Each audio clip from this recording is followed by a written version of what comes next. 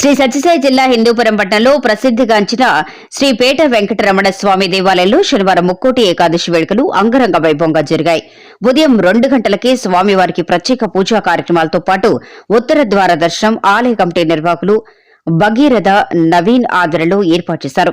ఈ సందర్భంగా ప్రత్యేక పూజా కార్యక్రమాల్లో ముఖ్య అతిథులుగా వైసీపీ ఇన్ఛార్జ్ దీపికా వేణురెడ్డి పాల్గొని క్యూలో ఉత్తరం గోపురం ద్వారా స్వామివారిని దర్శించుకుని హిందూపురం నియోజకవర్గం ప్రజలు సుఖ సంతోషాలతో చల్లగా ఉండాలని ప్రత్యేక పూజలు నిర్వహించారు. ఆంధ్ర, కర్ణాటక నుండి పెద్ద సంఖ్యలో భక్తులు ఉత్తరముఖ ద్వారం ద్వారా స్వామివారిని దర్శించుకుని పూజలు నిర్వహించారు. ఎలాంటి అవాంఛనీయ సంఘటనలు జరగకుండా పోలీసులు గట్టి బందోబస్తు ఏర్పాటు చేశారు. పురస్కరించుకొని ఇక్కడ దేవాలయం హిందూపురం నుంచి తొలుత పొద్దున 3:30కి గోపూజ, తర్వాత పాతాళం గురించుకొని ఉత్తరాలు.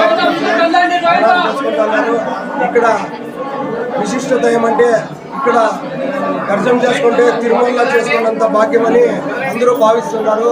ఇక్కడే కాకుండా హిందూపురంనే కాకుండా మనకి కర్ణాటక సరిహద్దులు ఉన్నాయి కాబట్టి సరిహద్దుల్లో ఇంకా కూడా వచ్చి అందరూ చాలామంది భక్తులు దర్శించుకుంటున్నారు.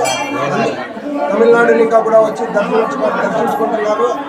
అందరికీ వైకుంఠ శుభాకాంక్షలు.